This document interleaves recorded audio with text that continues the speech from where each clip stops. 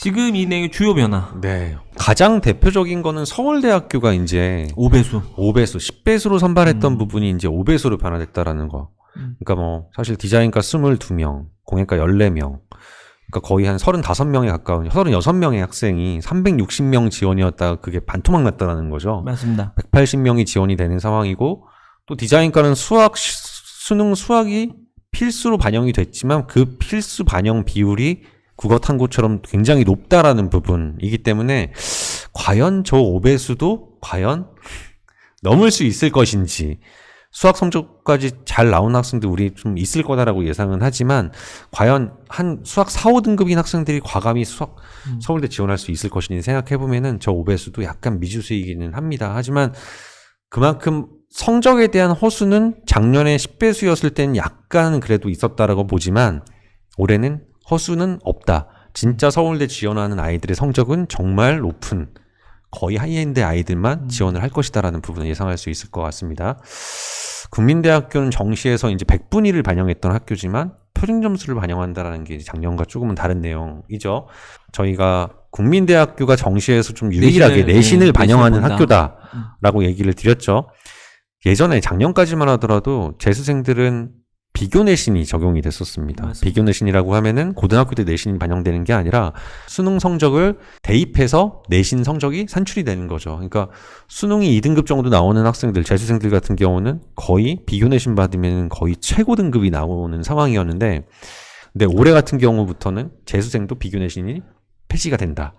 재수생도 고등학교 때 현역 내신이 들어간다라는 부분이 다른 거라고 생각하시면 될 것 같습니다. 네, 뭐 다른 내용들을 뭐 하나하나 살펴드리면은 네. 이제 뭐 홍익대 같은 경우는 학생부 종합에서 자소서 폐지 예견이 되어 있었던 부분이고요. 이게 그리고 세종캠이 수능 최저가 폐지된다라는 건 굉장히 핫한 소식입니다. 네, 수시죠, 네, 수시. 수시에 대한 네. 내용이고요. 그리고 이제 이게 뭐 어떻게 보면 가장 핫 이슈인데 지금 입시 변환에서 이제 건대를 가나다군 다 쓸 수 있다.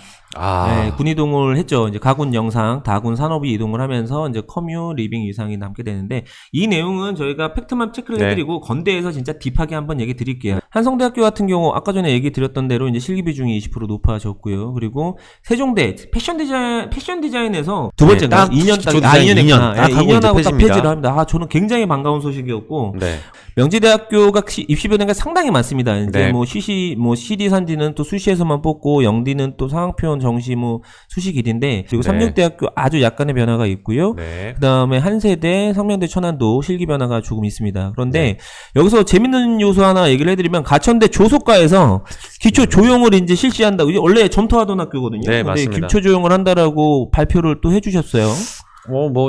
가천대 산디과랑 CD과 기초 조형, 기초 소양을 보면서 좀 더 상위권 학생들 자원들을 좀 많이 받았죠. 그러니까 조속과도 그 부분, 기초 조형 실기를 보는 학교들이 사실 별로 없잖아요. 국민대 보는 학생들이 그 밑에 성신여대랑 같이 덧붙여서 같이 얘기 드릴 수 있을 부분인 것 같습니다. 상위권 학생들이 쓸 수 있는 학교들이 조금 더 많아졌다라는 거. 중하위권 입시를 좀 한마디로 정리를 한번 해보면 저는 이렇게 말씀드리고 싶어요. 빈익부, 부익부 현상을 역이용하자. 네. 솔직히 이제 서울로 많이 몰리고 인서울로 많이 몰리고 수도권 주요 대학으로 몰리는 현상은 학력 인구는 감소하죠. 그리고 대학들은 이제 생존 경쟁을 하고 있는 상황에서는 계속 몰리고 있는 현상들이 발생을 하는 것 같아요. 그렇기 때문에 자신에게 맞는 정확한 중위권 대학에 대한 판단을 하시고 어떻게 보면 입시를 하신다라고 하면 수시부터 좋은 결과가 있을 수도 있다. 그렇기 때문에 역이용하자라는 내용으로 제가 좀 한마디로 서머리를 해봤고요. 그리고 상위권 대학은 최은창 원장님이 적어주셨죠. 상위권 쏠림 현상을 주의하라. 그러니까 뭐 사실 지금 가군에 모든 상위권 학교들이 다 몰려있기 때문에 성적에 따라서 어느 학교는 1단계 성적을 또 아까 단계 전형으로 뽑는 학교들도 있고요. 또 단계 전형이 없는 학교도 있고 또 어느 학교는 여러 가지 재료들로 같이 보는 국민대학교가 있는 거고 또 예를 들어서 고려대학교 연필로만도 보고 또 나는 표현력이라든지 뭐 이런 것들은 조금은 부족한데 나는 좀 아이디어나 이런 것들이 조금은 더 좋을 것 같다라고 생각하면 또 이화여대를 준비할 수도 있는 거고. 그러니까 쏠림 현상은 분명히 있겠지만 그 쏠림 현상 안에서 우리 아이의 성적과 우리 아이의 실기에 대한 어찌 보면은 장단점들 뚜렷하게 잘 파악해서 정확하게 지원한다면 그 쏠림 현상이 더 좋은 기회가 될 수 있다는 부분 말씀을 드립니다.